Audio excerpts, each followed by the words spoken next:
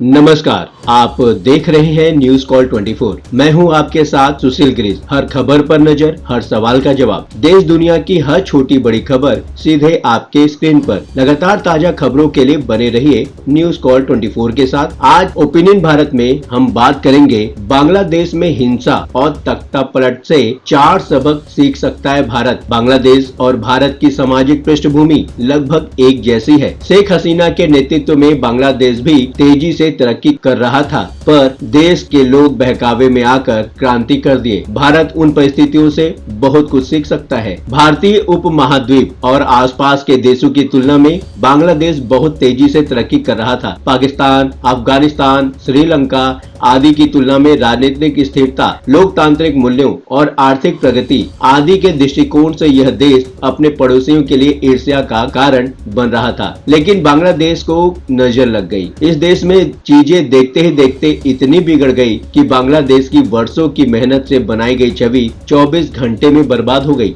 आज भारत का आम आदमी भी बांग्लादेश की स्थिति को देखकर यही सोच रहा है कि किसानों को दिल्ली आने से रोकने के लिए भारत सरकार ने जो हाईवे ब्लॉक करने के लिए मोटी कीलें लगाई थी, बड़े बड़े कंटेनर रखे थे, वो कितने ज्यादा जरूरी थे। बांग्लादेश ये काम नहीं कर सका। बांग्लादेश लगातार आर्थिक प्रगति कर रहा था। पाकिस्तान ही नहीं, इंडिया से भी बेहतर वहाँ की सरकार काम कर रही थी, पर जनता कब किसके बहकावे में आ जाए कुछ कहा नहीं जा सकता। आइए हम आपको इस वीडियो में बताएंगे कि बांग्लादेश बवाल से भारत क्या सबक सीख सकता है। सबसे पहला सबक, डेवलपमेंट के बावजूद भी विपक्ष के बहकावे में आ सकती है जनता। 1971 में बांग्लादेश को पाकिस्तान से आजादी मिली। बीबीसी की एक रिपोर्ट बताती है कि 52 साल बाद 30 जून 2023 में खत्म होने वाले वित्तीय वर्ष में आर्थिक सर्वे के अनुसार पाकिस्तान की विकास दर 1% से भी कम यानी कि 0.29% रही। दूसरी ओर इसी वित्तीय वर्ष में बांग्लादेश इकोनॉमिक रिव्यू के अनुसार वहां की आर्थिक विकास दर 6% रही। इस रिपोर्ट में यह भी बताया गया है कि बांग्लादेश की आर्थिक विकास की दर लगातार 12-13 वर्षों से 6% से अधिक रह रही है। यानी कि जब से शेख हसीना देश की प्रधानमंत्री बनी है या फिर रही है, तब से वहां तरक्की की रफ्तार तेज हो गई है। दूसरी ओर पाकिस्तान की आर्थिक विकास दर पिछले 10-12 सालों में 3 से 4% के बीच रही, जिसमें 2 साल तो यह 1% से भी कम रही है। कोविड-19 महामारी के बाद बांग्लादेश की अर्थव्यवस्था संघर्ष से गुजर रही है। बेरोजगारी बढ़ी है, पर ये कोई अकेले बांग्लादेश की समस्या नहीं है। पूरी दुनिया इस समस्या से ग्रस्त है। भारत में भी यही हाल है। भारत भी लगातार तरक्की कर रहा है। ग्रोथ रेट के मामले में चीन की अर्थव्यवस्था को भी भारत मात दे रहा है। चीन की तमाम मल्टीनेशनल कंपनियों ने इस दौर में भारत की राह पकड़ ली है। देश में रक्षा सामग्री के निर्माण से लेकर भारत तमाम उपभोक्ता सामानों जैसे कि कार, मोबाइल आदि का दुनिया में सबसे बड़ा निर्यातक बन रहा है। भारतीय जनता को इतने से संतोष नहीं है। पिछले 10 साल से सत्ताधारी पार्टी को इस साल हुए आम चुनाव में जनता का कम समर्थन मिला है। मतलब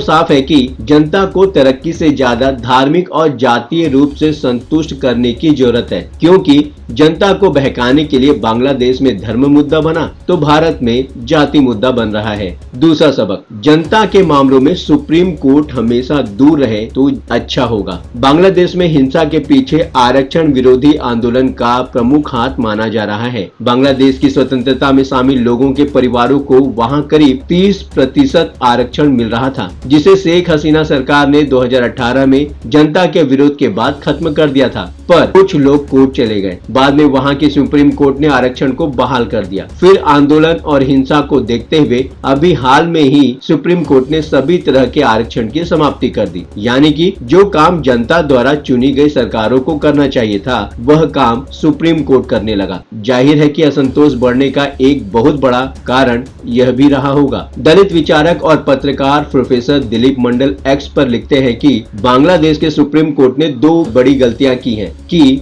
वहां आजादी के बाद से ही स्वतंत्रता सेनानी परिवारों के लिए 30% कोटा था। चूंकि 2 पीढ़ी इसका लाभ उठा चुकी थी, इसलिए जनता की मांग पर सरकार ने 2018 में इसे खत्म कर दिया। कोई विवाद नहीं था। ये कोटा मुख्य रूप से सत्ताधारी अवामी लीग के परिवारों को मिलता था, क्योंकि आजादी की लड़ाई इसी पार्टी ने लड़ी थी। पर बांग्लादेश के जजों को चोर रास्ते से पार्टी नेताओं को खुश करने का ख्याल आया और इस साल कोर्ट ने पुराना 30% कोटा फिर बहाल कर दिया, जबकि ये सरकार का अधिकार क्षेत्र था। जनता ने विद्रोह कर दिया। अब कोर्ट को फिर पुराना फैसला वापस लेना पड़ा, पर गुस्से में जजों ने लगभग हर तरह के कोटे को खत्म कर दिया। फिर क्या था, आग लग गई देश में और सरकार चली गई। सबक इससे ये मिलता है कि कोर्ट के चोर दरवाजे से पार्टियों को खुश करने के लिए कभी भी आगे नहीं जाना चाहिए। नीतिगत फैसले सरकार और संसद को करने चाहिए, वरना नुकसान हो सकता है। दरअसल भारत में संविधान बचाओ और आरक्षण बचाओ के नाम पर दलितों को भ्रमित करने की कोशिश की जा रही है। इस बीच दलित सब कोटे को लेकर सुप्रीम कोर्ट ने जो फैसला सुनाया है, उस पर देश के तमाम दल और दलित बुद्धिजीवी उसे सही नहीं मान रहे हैं।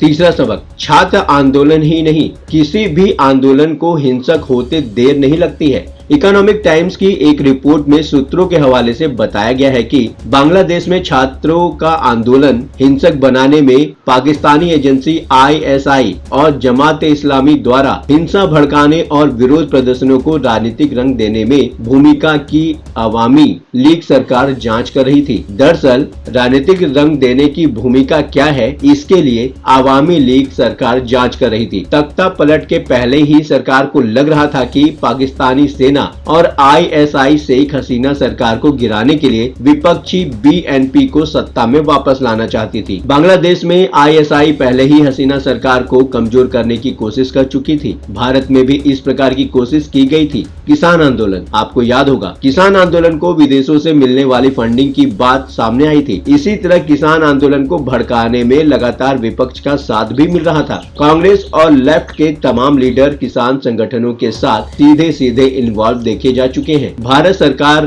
के उदारवादी रवैये और लगातार चौकसी के चलते किसान आंदोलन कभी हिंसक नहीं हो सका और यहीं पर बांग्लादेश गलती कर गया। वो समय रहते समझ नहीं पाया कि छात्र आंदोलन हिंसक भी हो सकता है, जिसका खामियाजा ये भुगतना पड़ा कि वर्तमान सरकार गई और विद्रोह हो गया। भारत सरकार ने किसान आंदोलन को हिंसक न होने के लिए दिल्ली को सील करने के चलते दिल्ली वासियों को बहुत दिक्कतें हुई थी और अभी भी बॉर्डर पर कई रास्ते सील होने के चलते तमाम तरह की असुविधाएं हो रही हैं, पर सरकार चौकस बनी हुई है। एक बार थोड़ी सी लापरवाही हुई तो आंदोलनकारियों ने लाल किले में घुसकर वैसी ही अराजकता फैलाने की कोशिश करनी थी, जैसी बांग्लादेश PM हाउस में पहुंचकर कथित छात्रों ने किया। चौथा सबक, विदेशी एजेंसियों से बांग्लादेश भी नहीं, भारत भी परेशान है। बांग्लादेश में हिंसा शुरू होने के कुछ दिनों बाद पूर्व विदेश सचिव और ढाका में उच्चायुक्त रहे हर्षवर्धन श्रृंगला ने कहा था कि ये ऐसी खबरें हैं कि बांग्लादेश में मौजूदा हालात के पीछे कट्टरपंथी तत्व हैं।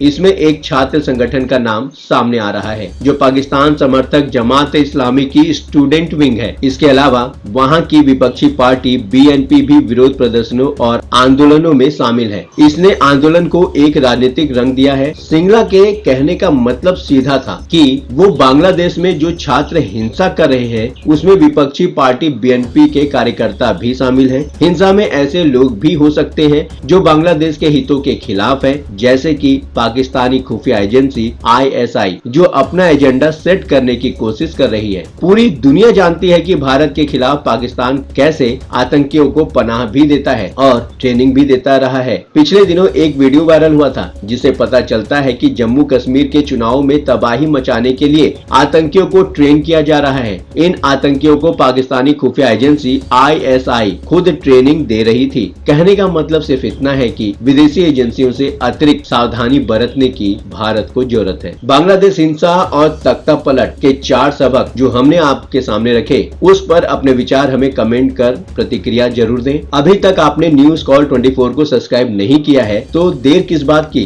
चैनल को अभी सब्सक्राइब करके ज्वाइन करें, फॉलो करें। नई वीडियो का टाइमली नोटिफिकेशन पाने के लिए नोटिफिकेशन में जाकर ऑल का ऑप्शन दबाना बिल्कुल न भूलें। आपसे फिर मुलाकात होगी, तब तक के लिए नमस्कार।